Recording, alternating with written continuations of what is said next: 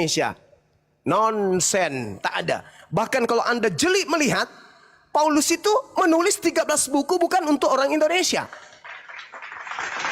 Tak ada Paulus menulis buku 13 untuk orang Indonesia. Enggak, selamanya hanya kelompok-kelompok tertentu. Di Roma, di Antioquia, cuman itu aja.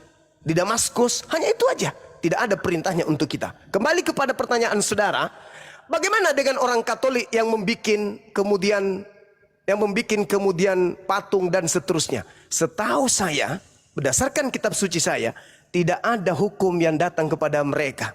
Karena tidak ada nabi, tidak ada rasul kepada mereka. Kalau mereka salah, kalau mereka keliru, apa yang menjadi tolak ukurnya? Tidak ada nabi yang diutus kepada mereka. Yesus tidak diutus kepada mereka. Jadi ketika ada perintah jangan makan babi, tapi orang Katolik makan babi, itu bukan dosa. Ketika ada perintah jangan bikin patung, orang Katolik bikin patung, itu bukan dosa. Berdasarkan hukum Taurat, itu bukan dosa. Ketika Taurat mengatakan jangan ada ilah lain, lalu kemudian orang Katolik Roma membuat sembahan-sembahan lain daripada Tuhannya orang Yahudi, itu bukan dosa. Sama sekali bukan dosa. Ketika ada perintah jangan membunuh, orang Katolik membunuh, bukan dosa. Berdasarkan hukum yang datang kepada Bani Israel.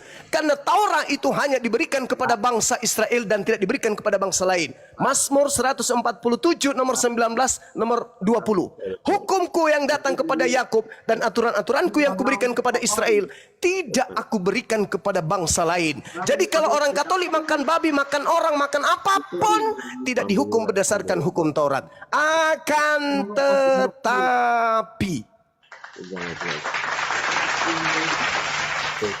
ketika Nabi Muhammad sallallahu alaihi wasallam telah muncul, telah diutus oleh Allah Subhanahu wa taala, siapapun dia yang namanya manusia melanggar Al-Qur'an baru kena hukum.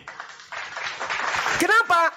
Karena Al-Qur'an itu diwahyukan oleh Allah untuk seluruh umat manusia yang hidup pada zaman itu, zaman sekarang dan zaman yang akan datang. Bil bayyinati was zubur wa anzalna ilaika dzikr litubayyana linnas ma nuzila ilaihim wa la'allahum yatafakkarun. Wahai Nabi Muhammad, aku mengutusmu dengan Al-Qur'an agar engkau mengajarkan hukum-hukumku kepada manusia, apa yang harus mereka kerjakan di dalam hidupnya. Kepada manusia, litubayyana linnas. Makanya Al-Quran itu seruannya apa? Ya ayuhan nas, ya ayuhan nas, ya bani Adam, ya bani Adam. Wahai keturunan Adam, wahai seluruh umat manusia. Yesus, Shema Israel, Adonai Eloheinu, Adonai Ahad. Aku diutus hanya kepada domba yang hilang, yang sesat dari Bani Israel. Jadi di luar Bani Israel pada zaman Yesus, mau berzinah kah dia, mau membunuh kah dia, mau makan babi kah dia, makan orang sekalipun, kalau tidak ada perintah Tuhan yang datang kepada mereka, no coalan. Tidak ada persoalan. Itu tidak dihukum dosa. Karena tidak ada hukuman, karena tidak ada aturan. Itu juga yang dikatakan oleh Paulus. Dulu sebelum ada Taurat, tidak ada orang berdosa. Begitu Taurat sudah datang, maka dosa semakin banyak. Karena semakin banyak aturan. Bagi mereka yang tidak didatangkan hukum oleh Tuhan, mau ngapain mereka menuntut? Oh, kita tidak boleh begini loh. Siapa yang larang? Ada perintah Tuhan datang kepadamu? Enggak ada. Jadi sebenarnya Katolik itu adalah mereka yang menjalankan hukum-hukum dari nenek moyang mereka dengan mengambil kitabnya orang Yahudi, sibuk sendiri, GR sendiri, PDKT sendiri, padahal kitab itu bukan untuk mereka. Sebelum Nabi Muhammad datang, mereka bebas mau ngapain aja, karena hukum Tuhan tidak datang kepada mereka. Tapi ketika Nabi Muhammad datang, maka seluruh umat manusia wajib hukumnya tunduk kepada aturan yang dia bawa. Andai saja saudara Jamie hidup pada zaman Yesus dan Jamie bukan Bani Israel, Yesus mengarang jangan makan babi, ente mau makan babi, bukan dosa. Jangan nyembah yang lain, ente mau menyembah patung, bukan dosa. Karena perintah itu bukan kepada Anda. Tapi sayangnya, Anda hidup di zaman Nabi Muhammad. Maka Anda harus tunduk kepada Nabi Muhammad. Jangankan zaman sekarang, zaman ketika Anda hidup sama Yesus pun, apa kata Yesus? Ketika ada orang Samaria datang kepadanya, Yesus, Tuhan, kata Yesus kepada murid, usirlah. Dia mengikuti kita dengan teriak-teriak. Apa kata Yesus? Aku diutus hanya kepada domba yang hilang, yang sesat dari umat Israel. Apa kata wanita Samaria tadi? Betul Yesus, betul. Kamu memang hanya untuk Bani Israel. Tapi bukankah anjing makan sampah yang jatuh dari meja tuannya? Makan roti, Memang Bang. kau gimana? Makan roti, Bang, bukan sampah, Bang. Makan sampah, Bang, makan remah-remah. Aku Remah-remah, tidak pantas kemudian roti yang disediakan untuk anak diberikan kepada anjing. Apa kata Yesus? Apa kata wanita tersebut? Benar Tuhan, tetapi bukankah kemudian anjing makan sampah yang jatuh dari meja tuannya? Itu diterangkan kemudian oleh Yesus sendiri. Maka apa yang terjadi? Benar Tuhan, tapi bukankah? Jadi Yesus mengiyakan, kemudian wanita itu mengiyakan. Sepakat mereka. Apa yang terjadi? Jadilah seperti apa yang engkau inginkan. Imanmu besar. Apa imanmu? Kau akui dirimu anjing. Kau akui dirimu makan roti atau remah-remah yang jatuh dari meja tuanmu. Maka imanmu besar. Jadilah seperti apa yang kau inginkan. Apa yang terjadi? Anaknya sembuh. Orang tersebut tidak berubah menjadi domba. Itu orang yang hidup sesama Yesus. Apalagi sekarang. Maka solusinya ya hanya harus menjadi Islam. Gak ada yang lain. Mau kemana? Mau jadi pengikut Yesus? Yesus hanya untuk Bani Israel. Jangankan kita, orang yang ketemu langsung sama dia, yang percaya sama dia, sujud menghibah kepada dia saja disebut guguk. Maaf nih, maaf. Apalagi kita. Makanya Yesus berpesan kepada muridnya, waspadalah kepada serigala yang datang kepadamu nyamar seperti domba. Artinya apa? Domba ini kalau kita lihat dalam Yeremia 50:17, yang disebut domba hanyalah Bani Yakub. Bani Israel seibarat domba. Jadi yang di luar daripada Bani Israel bukan domba. Maka ketika Yesus mengatakan, waspadalah kepada serigala yang datang kepadamu nyamar seperti domba, dia akan menyesatkan banyak orang. Maka yang dimaksud adalah non-Yahudi yang nyamar-nyamar menjadi pengikutnya Yesus. Nah sekarang ada dua skala besar. Ada komunitas besar di atas dunia ini yang ngaku-ngaku domba. Orang Yahudi, domba dari Yakub, dan orang Kristen, domba dari Yesus. Kira-kira yang mana yang palsu, yang mana yang nyamar? Yahudi nyamar Yahudi atau non-Yahudi nyamar Yahudi? Silakan Anda renungkan, silakan Anda pikirkan. Saya kira begitu teman-teman. Terima kasih. Aku dulu bertanya, tunggu dulu, aku bertanya. Tadi dibilang Bang Juma, yang melanggar Al-Quran akan dihukum. Kan gitu tadi Bang Juma bilang. Kenapa Allah berkata, berimanlah engkau kepada Taurat, Zabur, dan Injil? Kenapa Abang Juma mengatakan yang melanggar Quran akan dihukum? Sementara Allah sendiri mengatakan, berimanlah engkau kepada Taurat, Zabur, dan Injil. Nanti diteruskan oleh Jamie dengan The Truth. Oke, baik, saya jawab. Ketika Nabi Muhammad kemudian mendengarkan firman dari Allah, wahai ahli kitab, ya ahlal kitab, lastum ala syai'in hatta tuqimut Torah wal Injil. Wahai ahli kitab, kamu tidak dipandang beragama sedikit pun hingga kamu menegakkan ajaran-ajaran Taurat. Taurat dulu. Taurat mengajarkan Tuhan akan mengutus seorang nabi yang sama seperti Nabi Musa, di mana Tuhan akan menyimpan firman-Nya dalam mulutnya. Di data nomor 19-nya dikatakan Bismi Anoki. Nabi itu setiap berucap dia akan mengawali ucapannya dengan Bismi Anoki, dengan menyebut namaku. Nabi Muhammad setiap kali menerima wahyu diawali dengan Bismillahirrahmanirrahim. Aku akan menyimpan firmanku di mulutnya. Dia seperti Musa. Lalu dia mengatakan bahwa Nabi itu akan mengucapkan apa yang didengarkan. Dia tidak mengucapkan apa yang tidak datang dariku. Nah, sekarang hal ini dibenarkan. Terlalu jauh kita kepada ulangan. Coba, yang dilakukan kemudian oleh Lukas dalam pemberitaannya Kisah Para Rasul 3 nomor 22-23. Bukankah di dalam kitab Taurat Musa dikatakan bahwa Tuhan akan mengutus seorang nabi yang sama seperti Nabi Musa, dan akan terjadi barang siapa yang tidak mendengarkan nabi tersebut akan dibasmi dari umat kita. Sebagaimana Nabi Musa membasmi setiap musuh yang ada di depannya, begitu juga Nabi yang sama seperti beliau, dia akan membasmi orang-orang yang melanggar atau yang membantah hukum Tuhan yang datang kepadanya. Siapa Nabi yang dituliskan oleh Lukas dalam kisah para rasul ini? Siapa yang tidak mendengarkan Nabi tersebut, yang sama seperti Nabi Musa, dia akan dibasmi, dia akan dilenyapkan, dia akan diperangi. Dan akan terjadi, bahwa siapapun akan terjadi, berarti harus. Kalau Yesus nabinya, justru Yesus yang dibasmi. Lalu siapa nabi itu? Tak lain dan tak bukan adalah baginda Rasulullah Muhammad SAW. Kembali kepada pertanyaan. Jadi kamu harus menegakkan Taurat itu. Di mana Taurat itu sudah mengatakan aku di dalamnya. Dan kau harus menegakkan Injil. Di mana Injil, Yesus di dalamnya diceritakan kemudian apa? Yohanes 16, nomor 7, nomor 15. Aku harus pergi, sebab kalau aku tidak pergi, roh kebenaran itu tidak datang. Sebab kalau dia datang, dialah yang akan mengisapkan dunia akan dosa, mengajarkan segala hukum-hukum dan keadilan. Dan apabila ia datang, dia tidak berkata-kata dari dirinya sendiri, melainkan apa yang didengarnya, itulah yang dikatakannya. Dan data 14-13-nya dikatakan apa? Dia akan memuliakan aku.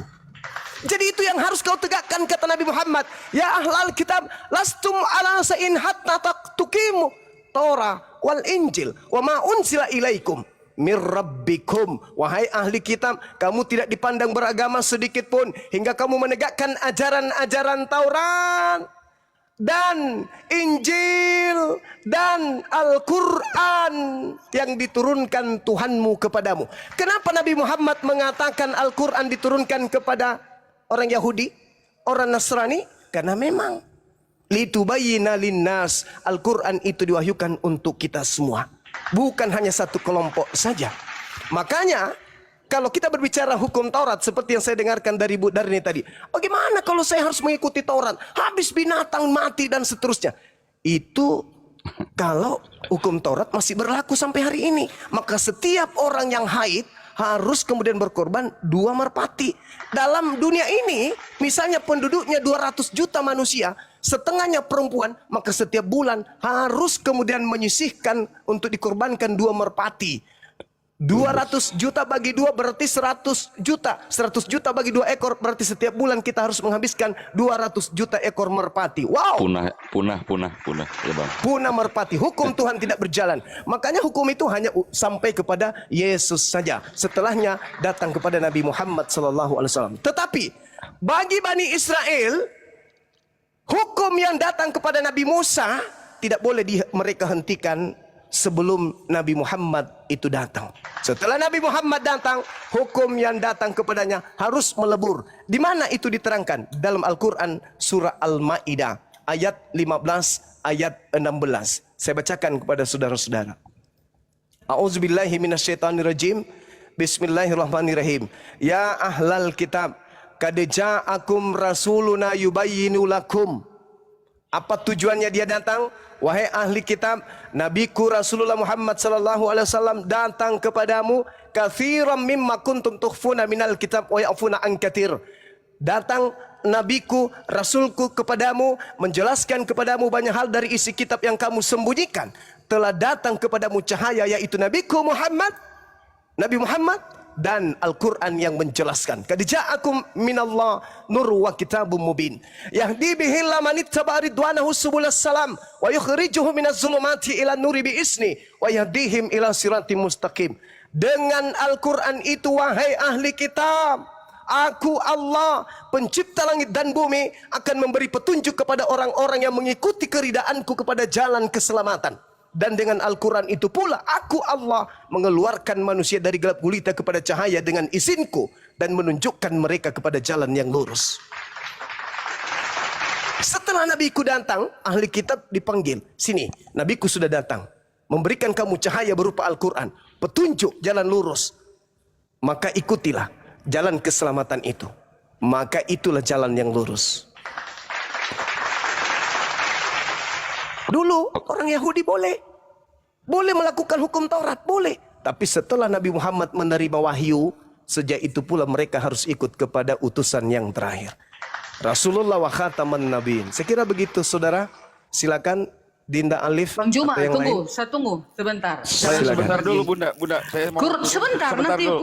gantung nanti. Quran surat 2. sama saya pun Quran surat gantung, 2 Bunda. ayat Maaf, Bunda, Quran saya pun surat gantung. 2 ayat 62. Ya udah, silakan. Yahudi dan Nasrani orang Sabi'in beriman kepada Allah. Dan Ya. ada juga ayat dikatakan pengikut Isa, pengikut Yesus akan ditinggikan kelak di akhir zaman. Kenapa Ya. tadi Bang Juma mengatakan yang melanggar Al-Quran akan dihukum? Ternyata disuruhnya beriman kepada Taurat, Zabur, dan Injil. Dan pengikut Isa, pengikut Yesus, kelak akan ditinggikan di akhir zaman. Berarti kami, Ya. pengikut-pengikut Yesus sekarang ini, akan ditinggikan dong di akhir zaman. Haleluya. Baik. Gitu. Lanjut. Baik. Oke, baik. Jadi ketika kemudian dikatakan di dalam Al-Qur'anul Karim, innal ladzina amanu wal ladzina hadu wan nasara was-sabiina man amana billahi wal yaumil akhir wa amila salihan falahum ajruhum inda rabbihim wala khaufun alaihim wala hum yahzanun. Sesungguhnya orang-orang yang beriman, satu, orang-orang Yahudi, orang-orang Nasrani, orang Sabi'in, siapapun saja di antara mereka yang beriman kepada Allah dan hari akhir dan melakukan kebajikan, mereka mendapat pahala dari Tuhannya, tidak ada rasa takut pada mereka dan mereka tidak bersedih hati. Yang dimaksud di sini adalah orang-orang beriman pada masa mereka orang Yahudi menerima kitab suci dan utusan para nabi. Ketika orang-orang Nasrani yang beriman kepada nabi dan kitab suci yang ada pada mereka. Begitu juga orang Sabi'in. Siapapun yang beriman pada Nabi Musa pada zamannya, beriman kepada Nabi Isa pada zamannya, beriman kepada nabi-nabi utusanku pada zamannya, dan beriman ketika ia hidup pada zamannya Nabi Muhammad kepada Nabiku Muhammad, maka mereka semua akan diselamatkan. Tidak ada rasa takut pada mereka dan mereka tidak bersedih hati. Kemudian Al-Quran yang Anda bawa, Allah akan mengangkat orang yang mengikuti Nabi Isa dan membersihkan orang-orang kafir. Ibu Darni yang saya kasihi, tugas kami 24 jam itulah membersihkan orang-orang kafir yang ngaku-ngaku menjadi pengikut Nabi tersebut dengan menggunakan nama Yesus Kristus. Kami berupaya membersihkan nama beliau. Ketika dia mengatakan dalam Yohanes 16, 13, 14, ketika roh kebenaran itu datang, maka roh yang benar ini akan mensucikan aku, memuliakan aku. Ketika orang Kristen mengatakan dia mati terkutuk, kami melarang. Enggak, Nabi Isa Yesus itu tidak mati terkutuk. Ketika orang Kristen mengatakan dia disalib, dia ditelanjangi, diludahi, ditonjok, ditampar, gantung, ditombak, kami mengatakan enggak. Maka tugas membersihkan dia dari orang-orang kafir itu ada di kami, bukan di Anda. Anda malah mengotorinya. Ketika saya tanya, dalam kaidah salib, baik orang Roma maupun orang Ibrani, orang Yahudi, salib itu adalah hukuman bagi orang terkutuk. Orang Roma ditanya, siapa yang engkau salibkan? Penjahat nasionalis. Orang Yahudi ditanya, siapa yang engkau salibkan? Dia adalah pendosa besar.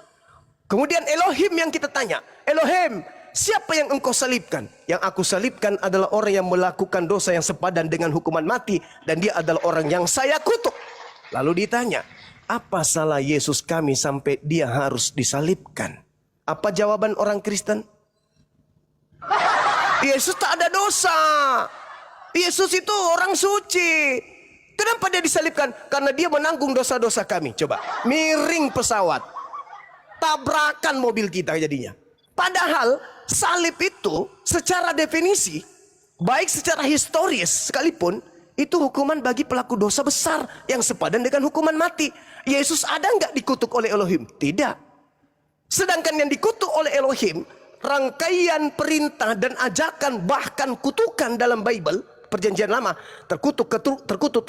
Mereka semua itu adalah orang yang dinisbahkan kemudian kepada pelanggar Taurat.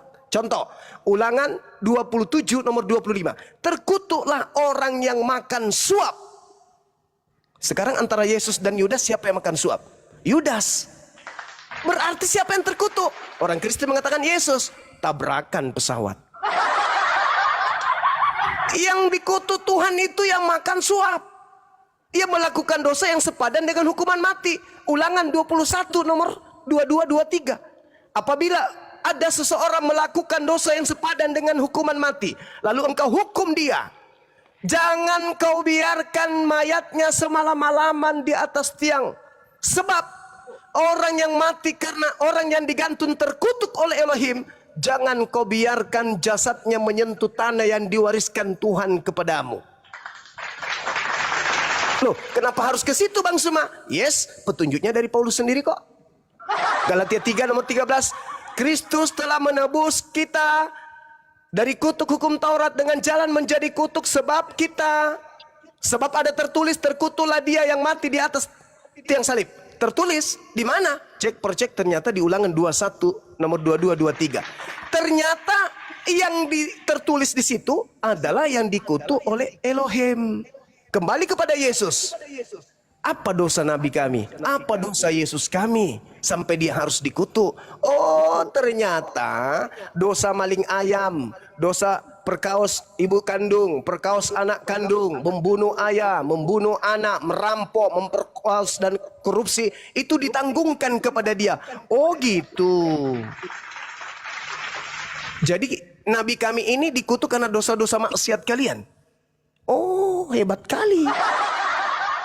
Nah, ini yang terjadi. Maka kami datang membersihkan beliau dari kalian yang melemparkan semua kotoran yang ada di atas muka bumi ini ke pundaknya. Sungguh beliau adalah Nabi suci, terkemuka di dunia dan akhirat. Dan kami tugasnya membersihkan beliau dari sangkaan-sangkaan orang kafir yang ada di tengah-tengah beliau. Sekira begitu. Silakan. Oke Bang Juma. Satu Siap. pertanyaan lagi, setelah itu saya turun ya. Satu pertanyaan lagi, setelah itu saya turun. Tapi sebelumnya saya memberi pernyataan dulu.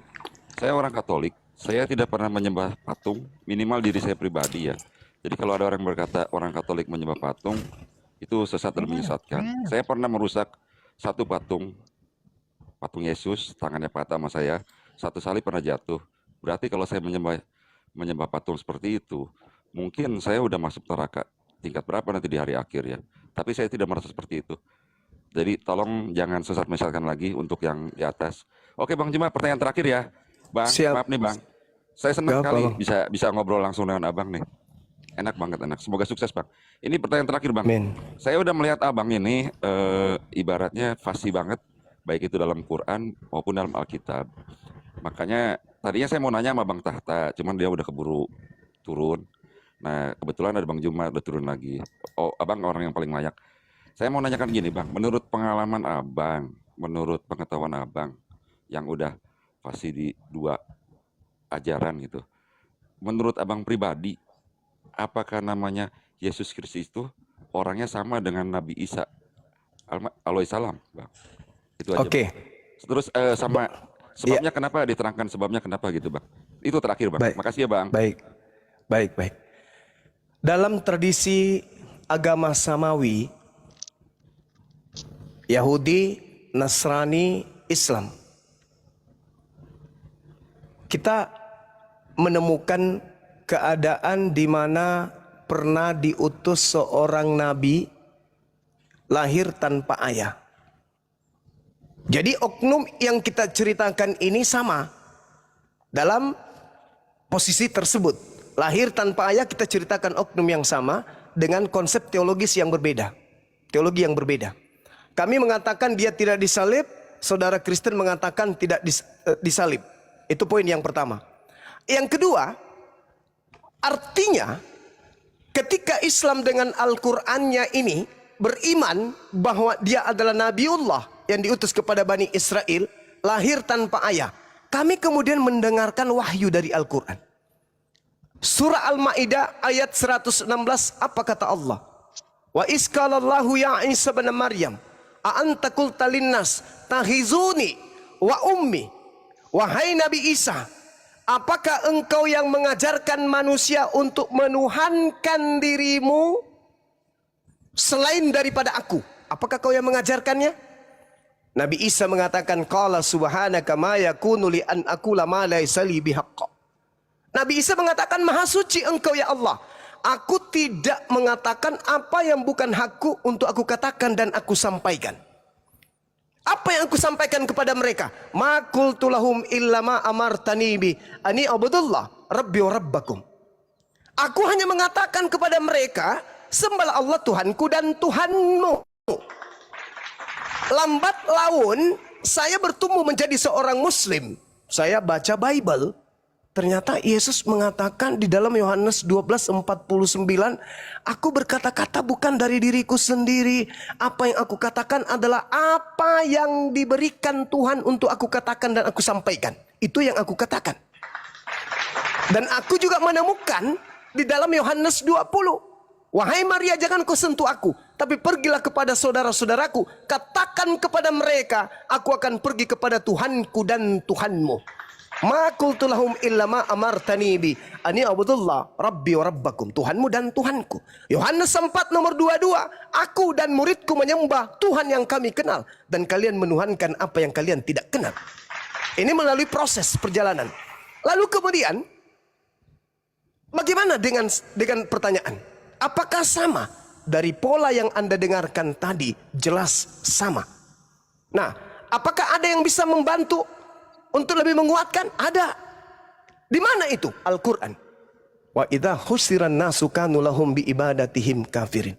Pada hari terakhir nanti, apa yang mereka sembah selain daripada aku akan menjadi musuh bagi mereka, dan pujian-pujian yang mereka lontarkan kepada yang mereka sembah selain daripada aku akan diingkari oleh dia yang disembah selain daripada aku. Saya dalam proses belajar mendewasakan saya tentang Al-Quran ini, lagi-lagi saya temukan di dalam Bible Matius 7 nomor 22-23. Pada hari terakhir nanti banyak orang memanggil aku Tuhan.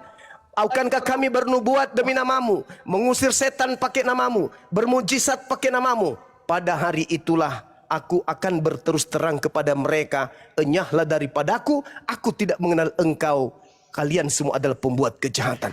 Al-Quran saya mengatakan itu, berarti ketika saya ditanya, yang dibahas Al-Quran itu adalah yang diceritakan oleh pewarta di dalam Bible. Yang terakhir, Al-Quran saya menceritakan oknum tersebut. Apa kata Quran? Wama. Ketika Allah mengatakan wa qaulihim wa ma qatalu wa ma salabu walakin syubbiha lahum.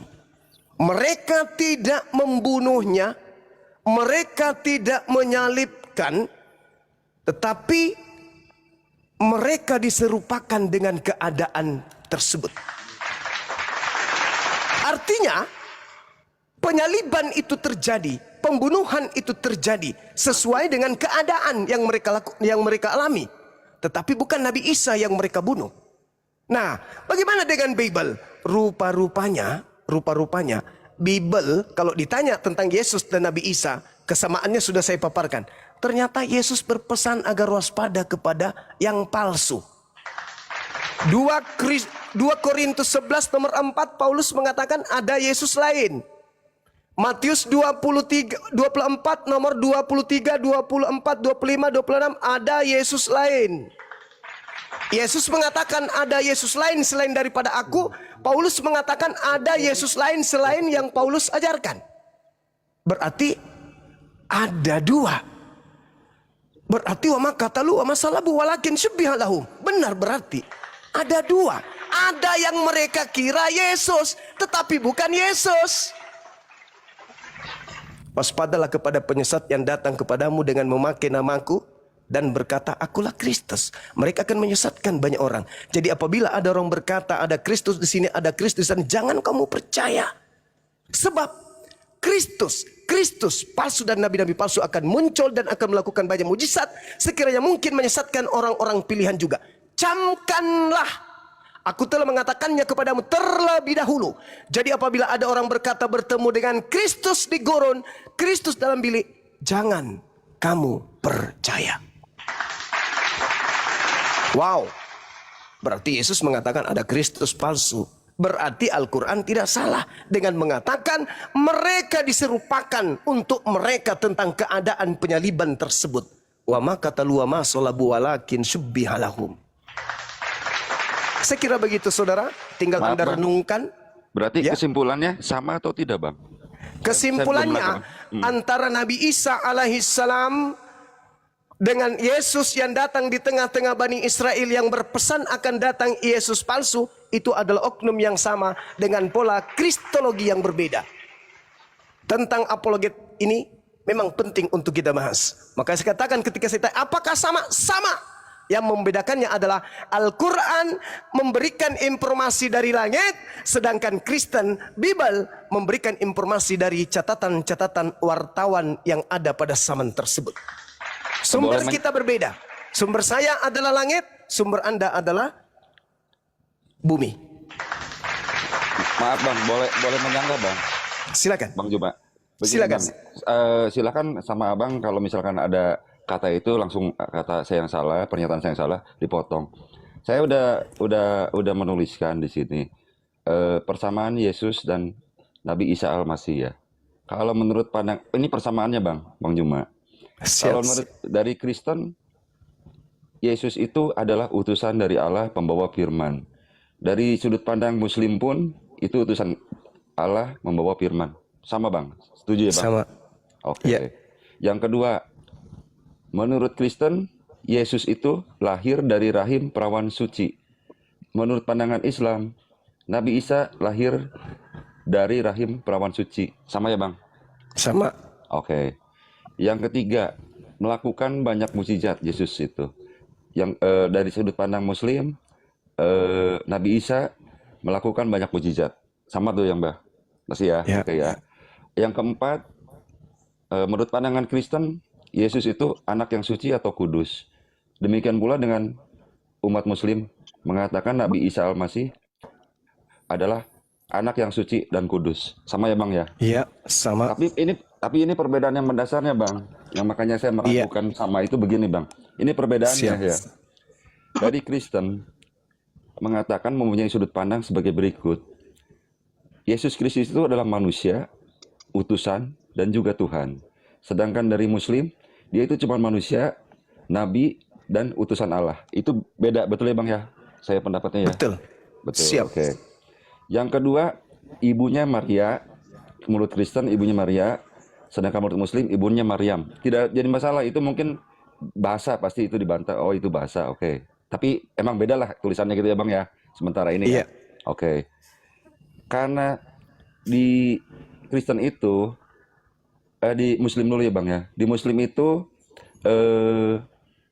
Maryam itu adalah ponakannya Harun dan Musa. Otomatis lahirnya sebelum Masehi Bang. Karena kita tahu kan Nabi Musa dan Harun itu sebelum Masehi. Sedangkan menurut Kristen lahirnya tahun 1 Masehi, bukan ponakan Harun dan Musa. Betul Bang sampai situ Bang? Iya. Oke. Ini yang perbedaan paling mendasar kan ini Bang. Kalau menurut Kristen disalibkan, mati, dan dibangkitkan. Sedangkan umat Muslim tidak disalibkan, tidak mati, dan tidak dibangkitkan. Melainkan diserupakan, diganti dengan orang lain. Sedangkan dia diangkat ke surga. Betul ya Bang? Sampai situ ya Bang? Siap. Oke. Lalu yang kelima, Yesus Kristus akan datang pada hari akhir untuk menghakimi manusia. Sedangkan sudut pandang Muslim, Nabi Isa alaihi wasallam akan datang pada hari akhir untuk menghancurkan salah satunya ya menurut hadis itu ya, bukan menurut Quran ya, babi dan salib, terus menjadi umat Muhammad, terus baru meninggal gitu ya. Betul Bang? Iya. Oh ya. Oke. Ini yang perbedaan yang ketujuh Bang. Yang keenam Bang. Mukjizat pertamanya menurut Kristen, mukjizat pertamanya usia 12 tahun merubah air menjadi anggur dalam peristiwa pesta perkawinan di Kanaan. Sedangkan menurut Muslim, dari umur bayi pun Isa Al-Masih Wasallam sudah melakukan mukjizat, salah satunya dengan berbicara menyatakan firman. Betul Bang sampai situ Bang? Betul. Perbedaannya betul. Lalu yang ketujuh, menurut pandangan Kristen, Yesus Kristus itu lahirnya di kandang domba atau minimal di palungan lah. Sedangkan menurut pandangan orang Muslim, Yesus Kristus itu lahirnya di bawah pohon kurma. Oke sampai situ Bang? Oke. Oke. Lalu Sudah? belum Bang. Oh iya. Belum, Bang. Sebentar lagi Bang, masih ada 10. Dua lagi Bang. 2-3 lagi Bang. Oke. Sebentar ya Bang, maaf ya Bang ya. Terus di sini menurut Kristen silsilahnya lengkap sebagai turunan Daud. Sedangkan di Muslim silsilahnya tidak terlalu disebutkan, cuma disebutkan dari keluarga Ali Imran. Oke Bang ya, sampai situ ya Bang ya. Siap. Oke, yang ke-10 dia menurut Kristen lahirnya di Bethlehem, di daerah Yudea, di tanah Israel. Sedangkan umat Muslim lahirnya di daerah Palestina. Oke. Nah, udah itu aja Bang. Menurut saya, Oke. ini pendapat Iya, saya. iya. Persamaannya itu cuman maksudnya bukan jumlahnya ya Bang ya. Cuman yang hal-hal sepele, tapi perbedaan itu sudut pandang dari Kristen dan Muslim itu sangat fundamental gitu Bang. Sangat apa ya? Sangat penting banget. Jadi kalau saya pribadi menarik kesimpulan, saya pribadi ya Bang ya, Yesus Kristus itu sama Nabi Isa itu persamaannya kecil banget Bang. Gitu. Tapi silakan disanggah oleh Bang Juma. Iya, baik. Bismillahirrahmanirrahim. Ini sesi terakhir ya Bang ya. Di sini juga sudah mau Iya, maghrib. terakhir setuju Bang. Sudah Nanti cukup, biar yang lain. kalau masih ada yang ingin kita bahas, silakan aja kapanpun. Terima Jadi kasih gini. Bang, terima kasih Bang. Baik. Ketika Nabi Muhammad menceritakan oknum yang tadi ada sisi kesamaannya dengan yang saudara paparkan. Apa sumbernya? Dari mulut ke mulut? Bukan. Dari isu-isu yang didengar dari kuping ke kuping? Bukan. Lalu dari mana? Dari wahyu Al-Quran menceritakan waskur fil kitabi Maryam izin tabasat min ahliha makanan syarqiyah. Wahai Nabiku Muhammad, ceritakanlah kisah Maryam di dalam Al-Quran ini ketika dia mengasingkan diri dari keluarganya ke suatu tempat yang ada di sebelah timur Baitul Maqdis. Jadi Nabi Muhammad mendapatkan cerita-cerita gaib dari pencipta langit dan bumi, bukan dari mulut ke mulut, kuping ke kuping, bukan. Itu yang pertama. Jadi, ketika Yesus itu Anda tuhankan, Yesus membantah tentang itu. Apa bantahannya? Coba Anda catat nanti, Anda renungkan. Ketika Yesus mengatakan Yohanes 17 nomor 8, segala firman yang engkau berikan kepada aku telah aku sampaikan kepada mereka. Mereka murid dong, bukan Kristen. Mereka telah menerimanya. Dan mereka tahu dengan pasti bahwa engkaulah yang telah mengutus aku. Berarti setelah rangkaian firman, ucapan Yesus, instruksi Yesus yang disampaikan dari A sampai Z kepada murid-muridnya, kesaksian Yesus tentang muridnya, muridnya menerimanya dan muridnya alhamdulillah menerimanya sebagai utusan Tuhan. Titik. Yesus berbicara mengenai skala prioritas murid-murid utama.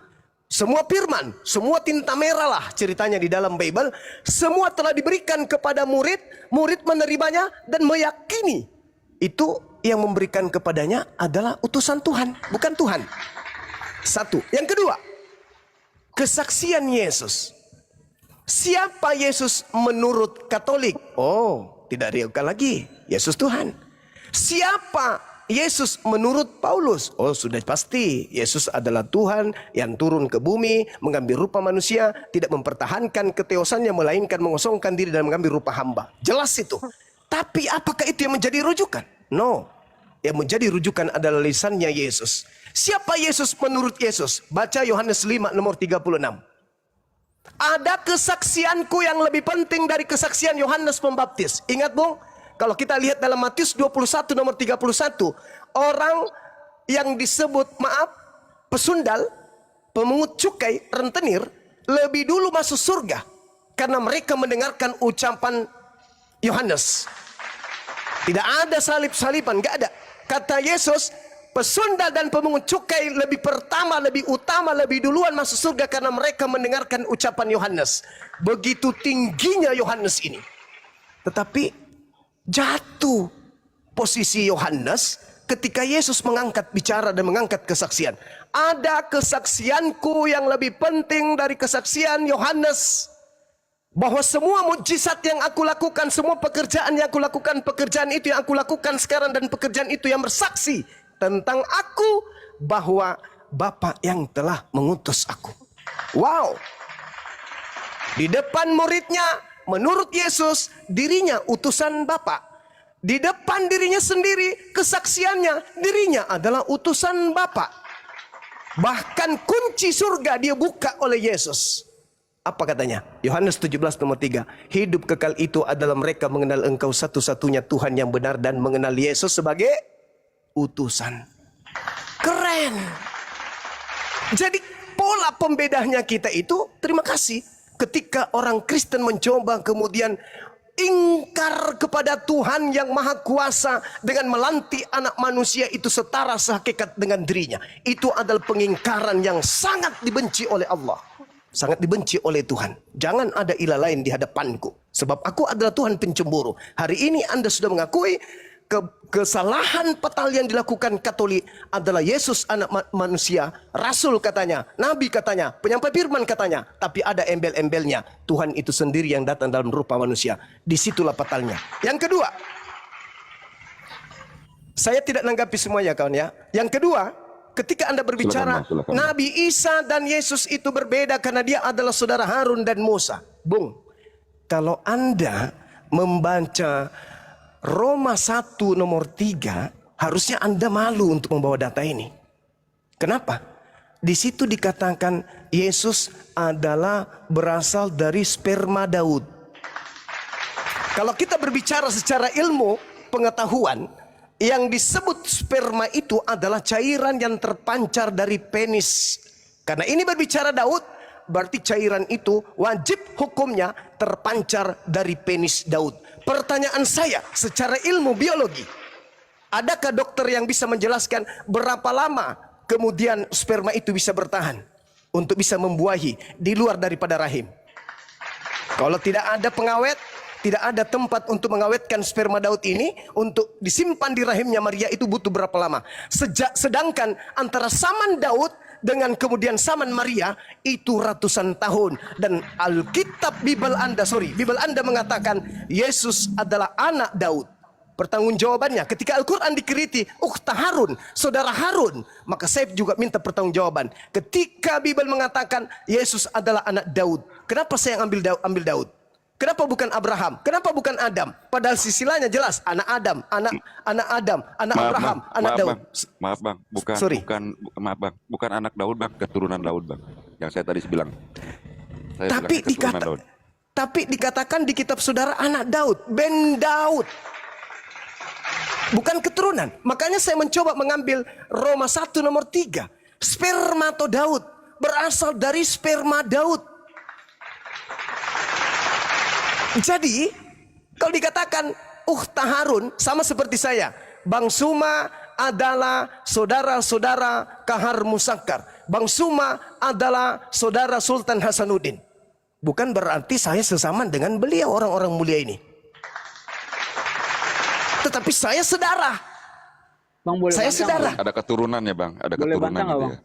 Oke, itu yang kedua. Silakan, tapi di situ dikatakan saudara anak, dikatakan di kitab saudara anak Daud. Di sisi lain dikatakan keturunan Daud, sabar, tapi di sisi lain dikatakan anak Daud. Oke? Yang ketiga, berbicara mengenai Yesus datang menghakimi manusia. Yesus datang menghakimi manusia. Siapa manusia yang dihakimi? Islam? No. Yang dihakimi adalah Matius 7, 22, 23. Yang memanggil dia Tuhan, yang bernubuat pakai namanya, yang mujizat pakai namanya. Kami bersih dari itu. Loh, kok bisa? Lihat di dalam pengajaran Yesus, Yohanes 12 nomor 48. Apa kata Yesus? Siapa yang menolak firmanku dan tidak menerima perkataanku, dia sudah ada hakimnya. Yaitu perkataan yang pernah aku ucapkan, perkataan itulah kemudian yang akan menjadi hakimnya di akhir zaman. Yesus jadi hakim nih, akhir zaman nih, turun ke bumi. Pola yang ada di dalam Yohanes 12:48, barang siapa yang menolak aku dan tidak menerima firmanku, dia sudah ada hakimnya. Siapa hakimnya? Segala firman yang pernah aku ucapkan, itulah kelak yang akan menjadi hakimnya di akhir zaman. Sekarang Islam tidak menyembah Yesus, Islam tidak menuhankan Yesus, Islam tidak beribadah kepada Yesus, Islam tidak menghakikatkan Yesus dengan pencipta langit dan bumi. Karena memang Yesus tidak pernah mengatakan itu, bahkan mengucapkan bahwa dia adalah utusan Tuhan. Sekarang Kristen yang dihakimi. Ada nggak ucapan Yesus dulu? Jadilah Kristen, jadilah Katolik, jadilah Advent. Ada nggak ucapan Yesus dulu? Aku datang untuk menebus dosa-dosa Adam. Ada nggak ucapan Yesus dulu? Ibadahlah minggu, makanlah babi, sembahlah aku, ibadahlah kepadaku. Ada? Tidak ada. Itulah fungsinya beliau datang menghapuskan semua pola yang dibawa oleh Kristen. Salib, babi, dan seterusnya. Terus yang kemudian terkait dengan kedatangan dia menghakimi, Anda lihat di dalam Al-Quran apa yang diterangkan dalam Al-Quran surah As-Sukhruf ayat 61. Allah Subhanahu wa taala menjelaskan apa? Wa innahu la ilmul lis-sa'a fala tamtarunna biha wattabi'un. Dan sungguh Nabi Isa benar-benar akan datang dan kedatangannya menjadi pertanda akan datangnya hari kiamat. Subhanallah. Matius 24 nomor 3 ketika ditanya, "Wahai guru," di Bukit Zaitun ditanya oleh muridnya, "Apa tanda kedatanganmu?" Tanda kedatanganku adalah, baca Matius 24 nomor 27. Sama seperti kilat menyambar dari timur sampai ke barat, demikianlah nanti kelak datang kedatanganku sebagai anak manusia. Baca 29-nya. Ketika aku datang, maka matahari menjadi gelap, bulan tak bercahaya, bintang-bintang berjatuhan, kuasa langit berguncang, akan nampak tanda aku anak manusia di tengah langit. Seluruh manusia akan meratap dan seluruh manusia akan menatap aku di langit. Apakah ketika bintang berjatuhan, bulan tak bercahaya, matahari tak menjadi gelap, apakah itu bukan tanda kiamat? Tanda kiamat. Wa innahu la ilmul lis-sa'a fala tamtarunna biha. Tetapi bukan hanya seperti itu, bukan hanya sesederhana itu. Matius 24 ketika Yesus menjelaskan itu, dia melemparkan satu keadaan kepada pengikutnya. Jadi apabila ada orang mengaku bertemu dengan Kristus di padang gurun, di dalam bilik, tapi tidak disertai tanda-tanda tersebut, matahari gelap, bulan tak bercahaya, bintang berjatuhan, jangan kamu percaya, itu bukan aku. Aku datang dengan tanda-tanda tadi, tanpa tanda-tanda tadi. Meskipun 1 miliar orang mengaku bertemu dengan aku, jangan kau percaya. Itu yang ketiga. Yang keempat, yang terakhir, saya tidak ingin menanggapi semuanya, saudara-saudara, karena itu saya rasa gampang untuk Anda pahami sendiri. Lahir di bawah pohon kurma. Kalau kita melihat benar tidaknya Yesus ini lahir di bawah pohon kurma atau dia lahir di kandang binatang. Nanti polanya ketika ia datang dia akan memuliakan aku. Mengatakan dan mengabarkan dia lahir di kandang binatang itu memuliakan atau menghinakan? Menghinakan. Al-Quran datang mengatakan dia dilahirkan di alam yang asri. Udara segar, harum, aroma yang sangat mengenakkan hati. Dia lahir di sana. Tidak ada yang bisa kemudian membuktikan secara histori ini. Ini nggak ada. Begitu juga Kristen. Sudah tak ada kandangnya. Tidak ada kandang yang kemudian bisa dibuktikan bahwa itu tempatnya Yesus lahir. 2000 tahun yang lalu. Nabi Muhammad menceritakan hal yang 2000 tahun yang lalu. Maka apa polanya? Kita kembali. Kita lihat Ulangan 34 nomor 4. Dan berfirmanlah Tuhan kepadanya, inilah negeri yang kujanjikan dengan sumpah kepada Abraham, Ishak dan Yakub. Demikian kepada keturunanmu lah akan kuberikan negeri ini. Aku mengizinkan engkau melihatnya dengan matamu sendiri, tetapi engkau tidak akan menyeberang ke sana. Hakim-Hakim 1 nomor 16. Keturunan Hobab, ipar Musa, orang Keni itu maju bersama-sama dengan Bani Yehuda dari kota pohon kurma ke padang gurun Yehuda di tanah Negeb dekat Arad. Lalu mereka menetap di antara penduduk di sana. Hakim-Hakim 3:13. Raja ini mengajak Bani Amon dan Bani Amalek menjadi sekutunya. Lalu majulah ia dan memukul orang Israel kalah. Kota pohon kurma diduduki oleh mereka. Tempat orang Israel adalah kota yang disebut sebagai kota pohon kurma. Hakim-Hakim 4 nomor 5. Ia biasa duduk di bawah pohon kurma. Deborah antara Rama dan Betel di pegunungan Efraim, tempat Yesus bersembunyi. Ingat saudara, Yohanes 11 nomor 54, Yesus bersembunyi di suatu tempat yang bernama Efraim. Dan orang Israel menghadap dia untuk menghakimi kepadanya. 2 Tawarik 28:15. Dan orang-orang yang ditunjuk dengan sebutan nama bangkit lalu menjemput para tawanan itu, semua orang yang ditelanjangi oleh mereka berikan pakaian dari rampasan itu. Orang-orang itu diberi pakaian, kasut, makanan dan minuman. Mereka diurapi dengan minyak dan semua yang terlalu payah untuk berjalan diangkut dengan keledai dan dibawa ke Yeriko, ke kota pohon kurma dekat saudara-saudara mereka. Sesudah itu orang Israel itu pulang ke Samaria. Nehemia 8 nomor 16. Dan bahwa di semua kota itu dan di Yerusalem harus disampaikan berita dan pengumuman yang berbunyi, pergilah ke gunung, ambillah daun pohon zaitun, daun pohon minyak, daun pohon murad, daun pohon kurma, dan daun dari pohon-pohon yang rimbun, guna membuat pondok-pondok sebagaimana yang tertulis. Jadi, jejak histori yang ada kepada Bible, orang-orang Israel itu hidup di kota yang disebut kota pohon kurma. Ada enggak mereka hidup di kota yang penuh dengan kandang binatang? Pohon kurma.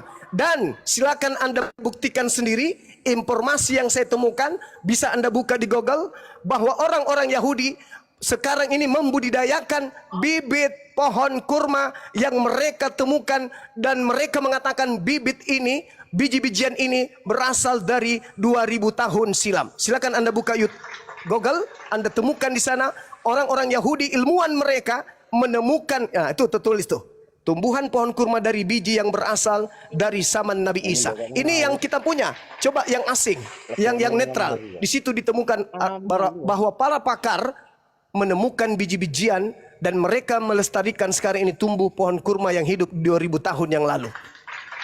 Kalau saya mencari sedikit lagi, kalau saya mencari jejak, maka saya akan menemukan data itu di Bible. Tapi kalau saya mencari jejak di Bible tentang kandang domba, saya tidak temukan itu. Demikian, di sini sudah azan, saudara. Masya Allah, Gurunda, mantap, luar biasa. Oke, Bang, berarti Mungkin, maaf Bang, ya, berarti kesimpulannya sama ya Bang ya. Saya Sama. Bang Jemi izin biar nanti dilanjut Ustaz Alif, Bang Zuma mau ibadah dulu. Oh iya, saya ibadah dulu kawan. Iya, Siap, saya silakan, ucapin Guru. terima kasih Bang, cuman itu aja. Sama-sama, saudara Jemi. Ya. Silakan yang Ya, lain Bang Pandi, sama-sama. makasih ya. Ya, Kasih Bang banyak. Jemi, Terima Bang kasih. Jemi. Silakan. Siap. Baik, Adinda Bang